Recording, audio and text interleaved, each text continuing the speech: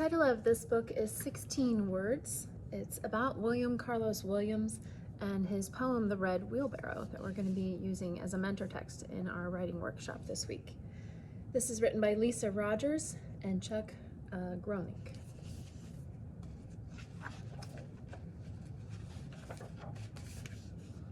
Look out the window. What do you see?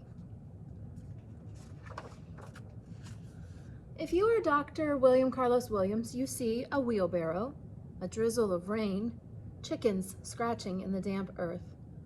Perhaps Dr. Williams is waiting to read a thermometer. Maybe he has just written a prescription, or if his young patient feels up to a game, shuffled a deck of playing cards.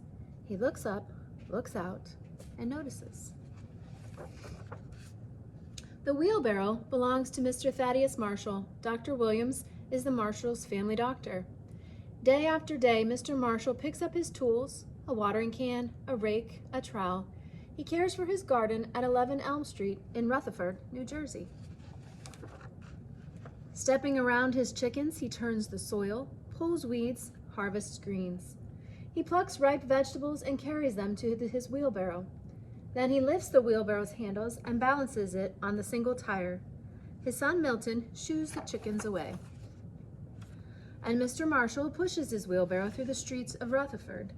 He depends on the wheelbarrow to carry the vegetables he sells to his neighbors. Day after day, Dr. Williams also picks up his tools, a stethoscope, syringes, a blood pressure cuff, a thermometer, and more. He packs his black doctor's bag and lifts it by its two handles. He cares for patients in his office at 9 Ridge Road. He cares for patients at their homes. He bandages wounds, checks temperatures, and listens to heartbeats. He treats children with measles and chickenpox. He brings many babies, at least 3,000, into the world. Dr. Williams depends on his doctor's bag to carry the tools he needs. Along with his stethoscope and syringes, he carries a pen for writing prescriptions, a pen for crafting poems. Writing poems brings Dr. Williams joy, and he fits in his writing around his doctoring. If he's in his office, he uses the time between appointments to tap on his typewriter. He writes about trees, a fire engine, cats, and plums. He chooses the words for his poetry as carefully as he examines his patients. If he's making a house call, he scribbles poems on his prescription pad. He writes about his town and the people who live there. This is like his writer's notebook, similar to where you're collecting your ideas in your online writer's notebook. Dr. Williams visits 11 Elm, where Mr. Marshall and his wife Alice raised their sons Milton, Hiram, Victor, Leon, and Thaddeus Jr. Perhaps he is there to set a broken arm or to soothe a high fever. Perhaps he is caring for Mr. Marshall, who has been ill. Dr. Williams pauses. He looks out the bedroom window toward the garden. He sees rain falling. It falls on the chickens, scrabbling in the dirt, their feathers dingy white.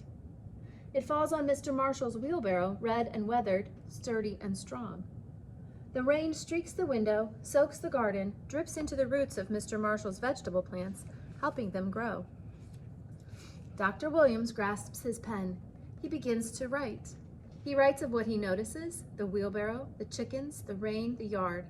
He writes a poem using just 16 words. Those 16 words do not describe Mr. Marshall's chicken coop or the train rattling nearby.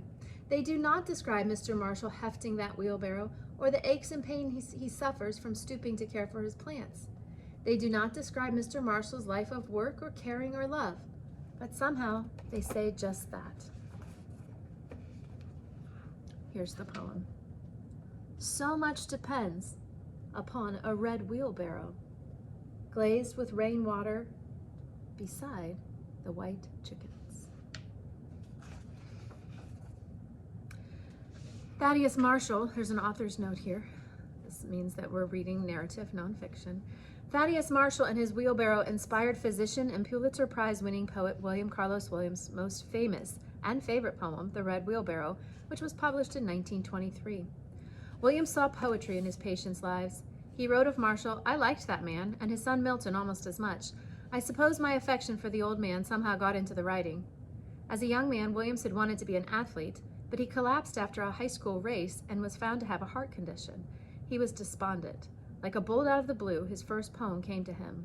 A black, black cloud flew over the sun, driven by fierce flying rain. He felt such happiness that from that moment I was a poet. Williams created a new kind of poetry. Instead of formal rhymes and strict rhythmic patterns, his poems had unexpected line breaks, lacked capital letters, and left out punctuation. He used ordinary words and images. When he ate plums that his wife was probably saving for breakfast, he wrote the apology note, "This is just to say." After a fire engine zoomed by, he wrote, "The Great Figure." Williams' work with his patients also influenced his poetry. He felt he had to write down the inarticulate poems his patients' lives represented, but that they could not write themselves. We can't be sure what Williams felt when he wrote The Red Wheelbarrow. When I learned about Marshall, I thought of how the two men respected each other. Was Williams making a connection between himself and the wheelbarrow's owner? That's what I believed and what inspired me to write this story. But Williams might not have meant that. "Sometimes when I write, I don't want to say anything," he once said. "I just want to present it." Just as someone can look and notice one thing while someone else sees another thing, we all interpret poetry in our own way. What does the red wheelbarrow mean to you?